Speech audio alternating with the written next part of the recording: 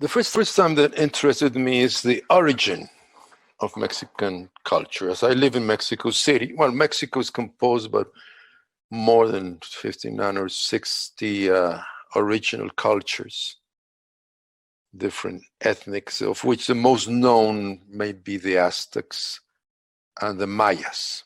Well, this is like the Aztecs' version of their history.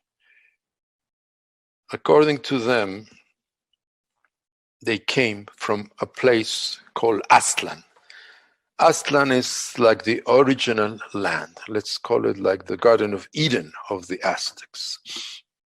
There, their god Huitzilopochtli promised them a golden land, a land where they could live and prosper.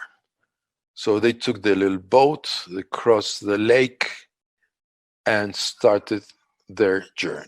So they departed from their place of birth, looking for the promised land that was what their God had promised. Okay. So they had this priest who were carrying this little baggage, which contained the bones of their God. So here we can see that that God was really an ancestor that had been deified because of its knowledge. Yeah. So we remember the origin of narration from experience to the hero. We can a little bit understand what's going on. No, their God shows them the way. What we have on top of the human figures are their names. Yeah. This one is named Serpent. This one is like a bird with a serpent. This is like a headdress. This is like a shield. Yeah. And these little footprints are telling us that they are walking. Yeah. That they're on this pilgrimage. Along the way, they had several omens. Here you see a tree breaks. They build a temple for their God. They stay, find food, yeah. And here there's one missing. There's 7 houses, which means that there's 7 tribes or the 7 groups of the Aztecs that were following this trail. Here they sit around their God who tells them which way to go. Yeah. They go through several places. You know, this is the symbol for a hill, the hill of sadness, the hill of the serpent, place of dwelling in their long journey.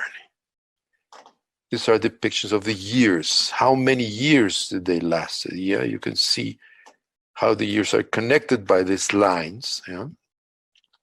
You can see how the years have symbols that reappear. This is a house, a rabbit, cane, like a cane, a stone knife, again a house, again a rabbit, around, again a cane, again a stone house, and you have the numbers, yeah? So this is the year 2 house, this is the year 3 rabbit, this is the year 4 cane, and so on. So we can see how many years their pilgrimage took them. Yeah. Here's a special sign. This is a sign of lighting a fire, which meant that every 52 years they believed that the century had ended, which it was not a century because century has to do with the word cent, 100. Yeah. This was like a 50 something. Yeah. Which meant a new age had begun. Yeah. So they kept on walking, filled with hardships and wars and encounter with other tribes. Here this means they went to war and they have prisoners. See how they're holding their hair, and they're presenting them to a lord. The lord is because he's seated on this chair. and this is his name. No, his name is Speaking Eagle. Yeah. And this happened by the hill, the crooked hill. No? In Mexico, we have a name, a Nahuatl name for the crooked hill, which is represented here. Until they found the sign of the promised land. Shouldn't be surprising, yeah? Which is the sign of the promised land? The eagle with the serpent atop of a cactus in the middle of a lake. Yeah? Let's remember the image of paradise. Let's remember the image of rationality and chaos. Yeah?